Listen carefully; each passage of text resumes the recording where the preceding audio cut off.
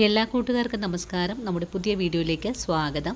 ഇന്നത്തെ നമ്മുടെ വീഡിയോ റാഗിപ്പൊടി വെച്ചിട്ട് വളരെ സിമ്പിളായിട്ട് ആർക്കും ഉണ്ടാക്കിയെടുക്കാൻ പറ്റിയ നല്ലൊരു 4 മണി പലഹാരമാണ്. ഈ ഒരു പലഹാരം രാവിലെ ബ്രേക്ക്ഫാസ്റ്റ് ആയിട്ടും വൈകിട്ട് നല്ല ചൂട് ചായയുടെ ഒപ്പം കഴിക്കാനും സൂപ്പറാണ്. നമ്മുടെ കുഞ്ഞുങ്ങൾ സ്കൂൾ വിട്ട് വരുന്ന സമയത്ത് അവർക്ക് വളരെ ഹെൽത്തി ആയിട്ട് തന്നെ ഉണ്ടാക്കി കൊടുക്കാനും നമ്മുടെ പ്രായമായ അച്ഛനമ്മമാർക്കൊക്കെ വളരെ ഇഷ്ടത്തോടു കൂടി തന്നെ ഉണ്ടാക്കി വിളമ്പാനും പറ്റിയ നല്ല ഹെൽത്തി ആയിട്ടുള്ള ഈ ഒരു പലഹാരം എങ്ങനെയാണ് നമ്മുടെ വീടുകളിൽ ഉണ്ടാക്കിയെടുക്കുന്നതെന്ന് നോക്കാം.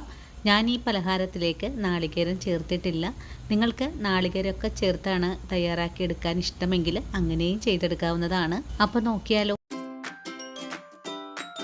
ഇനി നമുക്ക് റാഗി പലഹാരം തയ്യാറാക്കാൻ തുടങ്ങാം. ഇതിനായിട്ട് ഞാനിവിടെ നല്ലപോലെ പഴുത്തിട്ടുള്ള 4 പഴം എടുത്ത് വെച്ചിട്ടുണ്ട്. ഇനി നമുക്ക് ഈ പഴം ഒന്ന് ഉടച്ചെടുക്കണം. ഈ ഒരു പലഹാരം തയ്യാറാക്കി എടുക്കാനായിട്ട് നല്ല പഴുത്ത പഴമാണ് കേട്ടോ നമുക്ക് ആവശ്യമായിട്ടുള്ളത്. അപ്പോഴാണ് പഴം നല്ല പോലെ നമുക്ക് പൊടിച്ചെടുക്കാനും സാധിക്കുന്നത്. ഇത് മിക്സിയുടെ ജാറിലിട്ടൊന്നും അരച്ചെടുക്കേണ്ട ആവശ്യമില്ല. നമ്മുടെ കൈ കൊണ്ട് തന്നെ പൊടിച്ചെടുക്കാവുന്നതാണ്. ഇനി നമുക്ക് ഈ പഴം ഒന്ന് ഇതുപോലെ ഒന്ന് പൊടിച്ചെടുക്കാം. അങ്ങനെ നമ്മുടെ പഴം ഞാനിതുപോലെ ഒന്ന് പൊടിച്ചെടുത്തിട്ടുണ്ട്. കണ്ടോ, ഈ ഒരു രീതിയിൽ തന്നെ മതിയാകും. ഇനി നമുക്കിതിലേക്ക് കുറച്ച് കാര്യങ്ങളൊക്കെ ഒന്ന് ചേർത്ത് കൊടുക്കാം. ആദ്യം ഇതിലേക്ക് ഒരു നുള്ള് ഉപ്പ് ചേർക്കാം. ഉപ്പ് ചേർത്ത് കഴിഞ്ഞാൽ പിന്നെ നമുക്കിതിലേക്ക് 2 സ്പൂൺ അളവിൽ പാൽപ്പൊടിയാണ് കേട്ടോ ചേർക്കുന്നത്. കൂടുതൽ അളവിൽ ചേർക്കണമെങ്കിൽ കൂടുതൽ അളവിലും ചേർക്കാം. ഇനി വേണ്ടത് 1/4 ടീസ്പൂൺ അളവിലും കുറച്ചായിട്ട് ഏലക്ക പൊടി, 2-3 ടീസ്പൂൺ അളവിൽ നെയ്യ് ചേർക്കാം. ഇനി വേണ്ടത് 200 ഗ്രാം അളവില് ശർക്കരപ്പൊടിയാണ്. ഇനി ഇതിലേക്ക് 2 കപ്പ് അളവില് വറുത്ത റാഗിപ്പൊടി കൂടെ ചേർക്കാം. റാഗിപ്പൊടിയും ചേർത്ത് കഴിഞ്ഞാൽ പിന്നെ നമുക്ക് നമ്മുടെ കൈ കൊണ്ടാണ് ഇതൊന്ന് കുഴച്ചെടുക്കേണ്ടത്.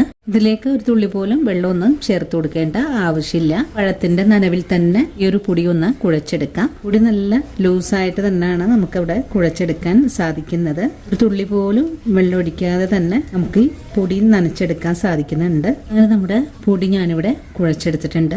ദാ ഈ ഒരു അയവിനാണ് നമുക്ക് പൊടി കുഴച്ചെടുക്കാൻ സാധിച്ചിട്ടുള്ളത്. ഇനി നമുക്ക് ഇതൊന്ന് ഒരു 5 മിനിറ്റ് നേരത്തേക്ക് ഒന്ന് റെസ്റ്റ് ചെയ്യാനായിട്ട് മൂടി വെച്ച് കൊടുക്കാം. അപ്പോഴേക്കും മാവ് ഒന്ന് നല്ലതുപോലെ നനഞ്ഞ് ഒന്നുകൂടെ ഡ്രൈ ആയി വരും. അതിന് വേണ്ടിയിട്ടാണ് നമുക്ക് ഒന്ന് റെസ്റ്റ് ചെയ്യാൻ വെച്ച് കൊടുക്കേണ്ടത്. അങ്ങനെ ഒരു 5 മിനിറ്റ് നേരം മാവൊന്ന് മൂടി വെച്ച് കൊടുക്കുവാണ്. അങ്ങനെ ഒരു 5 മിനിറ്റ് നേരം നമ്മൾ ഈ മാവൊന്ന് മൂടി വെച്ചിട്ടുണ്ടായിരുന്നു. ഇനിയിപ്പോ മൂടി ഒന്ന് തുറന്ന് നോക്കിയിട്ടുണ്ട്.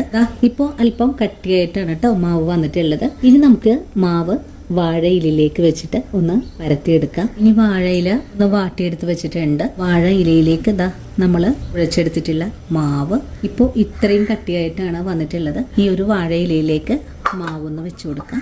കൈകൊണ്ട് നല്ലതുപോലെ ഒന്ന് പരത്തിയെടുക്കാം. ഇനിയില്ല നല്ലതുപോലെ ഒന്ന് മടക്കിയെടുക്കാം. അങ്ങനെ ആദ്യം പലഹാരം നമ്മളിവിടെ മടക്കിയെടുത്തിട്ടുണ്ട്. നമുക്കിത് മാറ്റിവെക്കാം. അടുത്തത് നമുക്കിതുപോലെ പൊതിഞ്ഞെടുക്കാം. രണ്ടാമത്തെ വാഴയിലയിലേക്കും കുറേശ്ശെ മാവ് വെച്ചു കൊടുക്കാം. ഇനി പൊതിഞ്ഞെടുക്കാം. 2 ഭാഗവും ഒന്ന് മടക്കി കൊടുക്കാം. അങ്ങനെ രണ്ടാമത്തെ പലഹാരം ഇവിടെ പൊതിഞ്ഞെടുത്തിട്ടുണ്ട്. ഇതുപോലെ തന്നെ നമുക്കെല്ലാം ഒന്ന് പൊതിഞ്ഞെടുക്കാം. അങ്ങനെ നമ്മളെല്ലാം ഇതുപോലെ ഒന്ന് പൊതിഞ്ഞെടുത്തിട്ടുണ്ട്. നമുക്ക് ആവിപ്പാത്രത്തിലേക്ക് വെച്ചു കൊടുക്കാം.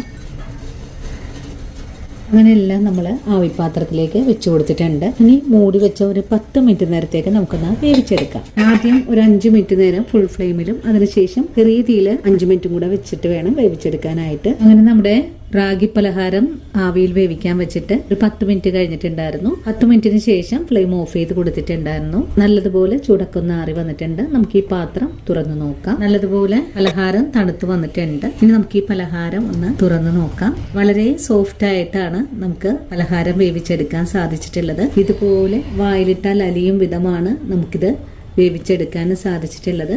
ഇനി നമുക്ക് ഈ പലഹാരം എല്ലാം തന്നെയും ഒരു പ്ലേറ്റിലേക്ക് തന്നെ മാറ്റാം. വളരെ സിമ്പിളായിട്ട് ആർക്കും ഉണ്ടാക്കി കഴിക്കാൻ പറ്റിയ നല്ലൊരു ഹെൽത്തി പലഹാരമാണ്. ഞാനിതിലേക്ക് നാളികേരം ചേർത്തിട്ടില്ല. നിങ്ങൾക്ക് നാളികേരമൊക്കെ ചേർത്ത് തയ്യാറാക്കാൻ താല്പര്യമാണെങ്കിൽ നാളികേരവും ചേർത്ത് തയ്യാറാക്കാവുന്നതാണ്. പലഹാരം എല്ലാം പ്ലേറ്റിലേക്ക് മാറ്റിക്കഴിഞ്ഞാൽ നല്ല ചൂടോടുകൂടി തന്നെ നമുക്ക് സെർവ് ചെയ്യാവുന്നതാണ്. നമ്മുടെ കുഞ്ഞുങ്ങളെ സ്കൂൾ വിട്ട് വരുന്ന സമയത്ത് അവർക്ക് വളരെ ഹെൽത്തി ആയിട്ട് ഉണ്ടാക്കി കൊടുക്കാൻ പറ്റിയ ഈ ഒരു ആവിപ്പലഹാരം എല്ലാവരും വീടുകളിൽ തയ്യാറാക്കി നോക്കണേ. അപ്പോൾ ഇന്നത്തെ നമ്മുടെ വീഡിയോയും ഇത്രയുള്ളൂ കൂട്ടുകാരെ. ഈ ഒരു വീഡിയോയും കാണുമ്പോൾ കൂട്ടുകാർക്ക് ഇഷ്ടപ്പെടുവാണെങ്കിൽ തീർച്ചയായിട്ടും നമ്മുടെ പേജ് ഒന്ന് ഫോളോ ചെയ്യാനും വീഡിയോ കുറിച്ചുള്ള അഭിപ്രായങ്ങൾ കമന്റ്സ് ആയിട്ട് അറിയിക്കാനും, ആദ്യമായിട്ട് നമ്മുടെ വീഡിയോസ് കാണുന്നവരാണെങ്കിൽ നമ്മുടെ പേജ് ഒന്ന് ഫോളോ ചെയ്ത് നമ്മുടെ ഫാമിലിയിലെ മെമ്പർ ആകാനും മറക്കരുത്. അപ്പോൾ ഇനി നല്ലൊരു വീഡിയോ ആയിട്ട് നാളെയും കണ്ടുമുട്ടാം. അതുവരെ ഒത്തിരി സ്നേഹത്തോടെ വീണ്ടും കാണാം.